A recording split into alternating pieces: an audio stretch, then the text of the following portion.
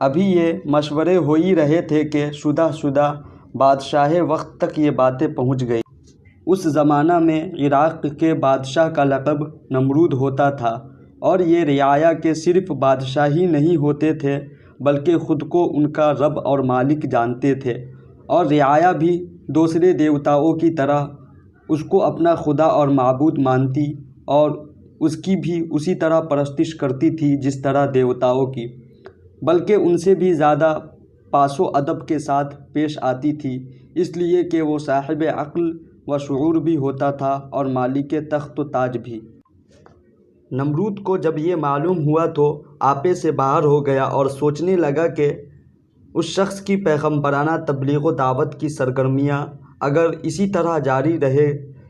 تو یہ میری ربوبیت، ملوکیت اور الوہیت سے بھی سب سے رعایا کو برگزیدہ کر دے گا، اور اس طرح باپ دادا کے مذہب کے ساتھ ساتھ میری یہ سلطنت بھی زوال میں آ جائے گی۔ اس لیے اس قصہ کا ابتدا ہی میں خاتمہ کر دینا بہتر ہے۔ یہ سوچ کر اس نے حکم دیا کہ ابراہیم علیہ السلام کو ہمارے دربار میں حاضر کرو۔ ابراہیم علیہ السلام سے دریافت کیا کہ تو باپ دادا کے دین کی مخالفت کس لیے کرتا ہے اور مجھ کو رب ماننے سے تجھے کیوں انکار ہے؟ ابراہیم علیہ السلام نے فرمایا کہ میں اللہ واحد کا پرستار ہوں، اس کے علاوہ کسی کو اس کا شریک نہیں مانتا۔ ساری کائنات اور تمام عالم اسی کی مخلوق ہے اور وہی ان سب کا خالق و مالک ہے۔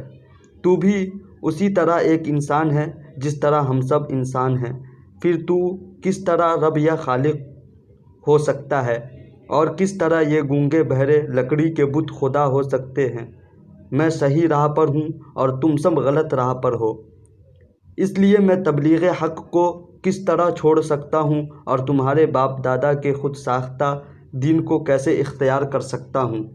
نمرود نے ابراہیم علیہ السلام سے دریافت کیا کہ اگر میرے علاوہ تیرا کوئی رب ہے تو اس کا ایسا وصف بیان کر کے جس کی قدرت مجھ میں نہ ہو۔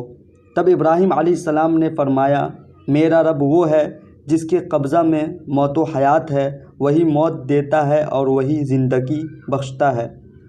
کچھ فہم نمرود موت و حیات کی حقیقت سے ناآشنا نمرود کہنے لگا، اس طرح موت و حیات تو میرے قبضہ میں بھی ہے، اور یہ کہہ کر اسی وقت ایک بے قصور شخص کے متعلق جلاد کو یہ حکم دیا کہ اس کی گردن مار دو اور موت کے گھاٹ اتار دو۔ جلاد نے فوراً حکم کی تعمیل کر دی اور ایک قتل کے سزا یافتہ مجرم کو جیل سے بلا کر حکم دیا کہ جاؤ،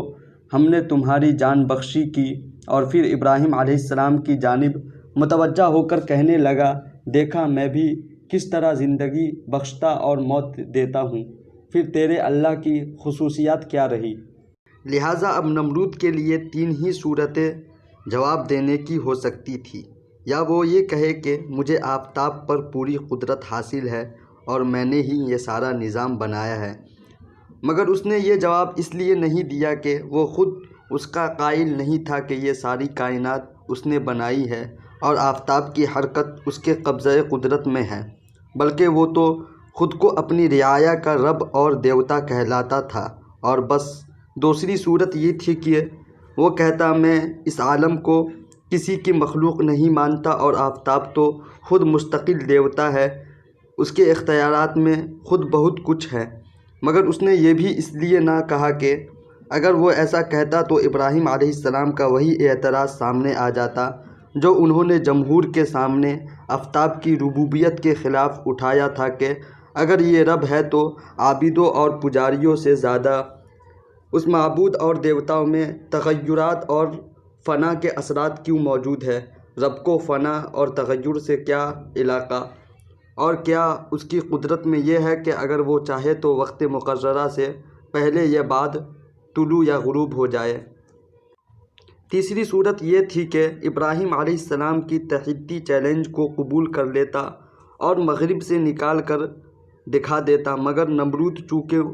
ان تینوں صورتوں میں سے کسی صورت میں بھی جواب پر قادر نہ تھا، اس لیے مبہوت اور لاجواب ہو جانے کے علاوہ اس کے پاس دوسرا کوئی چارہ کار باقی نہ رہا۔ غرض حضرت ابراہیم علیہ السلام نے سب سے پہلے اپنے والد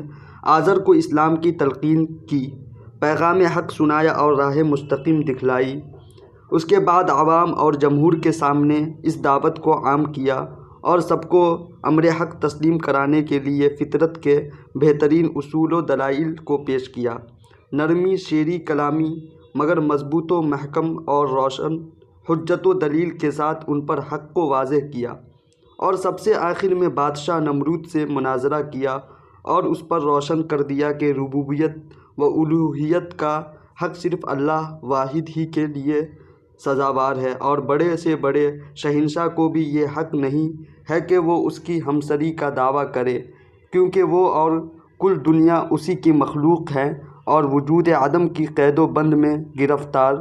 مگر اس کے باوجود کہ بادشاہ آزر اور جمہور حضرت ابراہیم علیہ السلام کے دلائل سے لاجواب تھے اور دلوں میں قائل، بلکہ بتوں کے واقعہ میں تو زبان سے اقرار کرنا پڑا کہ ابراہیم علیہ السلام جو کچھ کہتا ہے وہی حق ہے اور صحیح و درست، تاہم ان میں سے کسی نے راہ مستقیم کو اختیار نہ کیا اور قبول حق سے منحرف ہی رہے، اور اتنا ہی نہیں بلکہ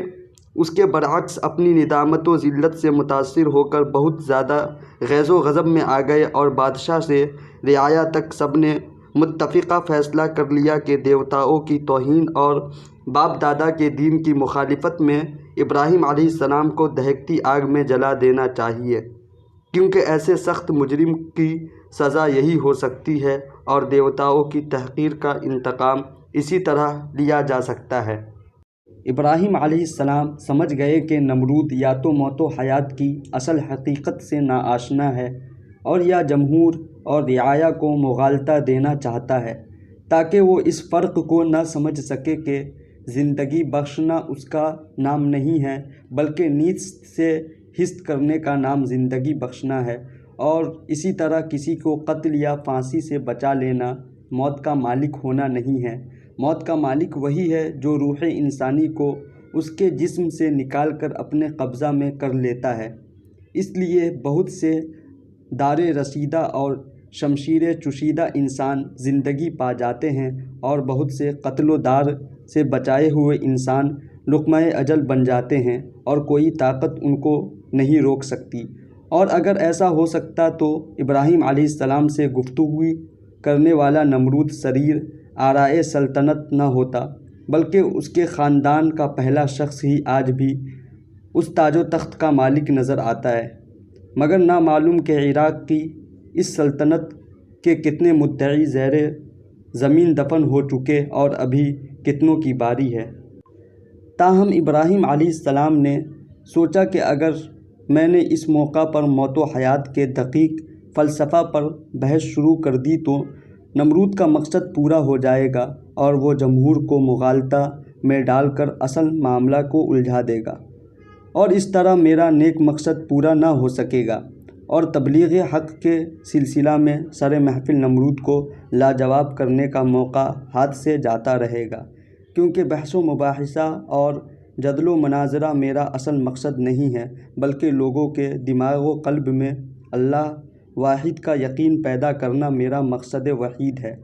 اس لیے انہوں نے اس دلیل کو نظر انداز کر کے سمجھانے کا ایک دوسرا پیرا یہ اختیار کیا اور ایسی دلیل پیش کی جس کا صبح و شام ہر شخص آنکھوں سے مشاہدہ کرتا اور بغیر کسی منطقی دلیل کے روز و شب کی زندگی میں اس سے دوچار ہوتا رہتا ہے۔ ابراہیم علیہ السلام نے فرمایا، میں اس ہستی کو اللہ کہتا ہوں جو روزانہ سورج کو مشرق سے اور مغرب کی جانب لے جاتا ہے، پس اگر تو بھی اسی طرح خدائی کا دعویٰ کرتا ہے تو اس کے خلاف سورج کو مغرب سے نکال اور مشرق میں چھپا۔ یہ سن کر نمرود مبہوت اور لاجواب ہو کر رہ گیا، اور اس طرح ابراہیم علیہ السلام کی زبان سے نمرود پر اللہ کی حجت پوری ہوئی۔ نمرود اس دلیل سے مبہوت کیوں ہوا اور اس کے پاس اس کے مقابلہ میں مغالطہ کی گنجائش کیوں نہ رہی؟ یہ اس لیے کہ ابراہیم علیہ السلام کی دلیل کا حاصل یہ تھا کہ میں ایک ایسی ہستی کو اللہ مانتا ہوں جس کے متعلق میرا یہ عقیدہ ہے کہ یہ ساری کائنات اور اس کا سارا نظام اسی نے بنایا ہے، اور اس نے اس پورے نظام کو اپنی حکمت کے قانون سے ایسا مسخر کر دیا ہے کہ اس کی کوئی شے نہ وقت مقررہ سے پہلے اپنی جگہ سے ہٹ سکتی ہے، نہ ادھر ادھر ہو سکتی ہے۔ تم اس پورے نظام میں سے آفتاب ہی کو دیکھو، عالم ارضی اس سے کس قدر فائدے حاصل کرتا ہے۔ اللہ تعالیٰ نے اس کے طلوع و غروب کا بھی ایک نظام مقرر کر دیا ہے، بس اگر آفتاب لاکھ بار بھی چاہے کہ وہ اس نظام سے باہر ہو جائے تو وہ اس پر قادر نہیں ہے، کیونکہ اس کی باگ اللہ واحد کے قبضۂ قدرت میں ہے، اور اس کو بے شک یہ قدرت ہے کہ جو چاہے کر گزرے، لیکن وہ کرتا وہی ہے جو اس کی حکمت کا تقاضا ہے۔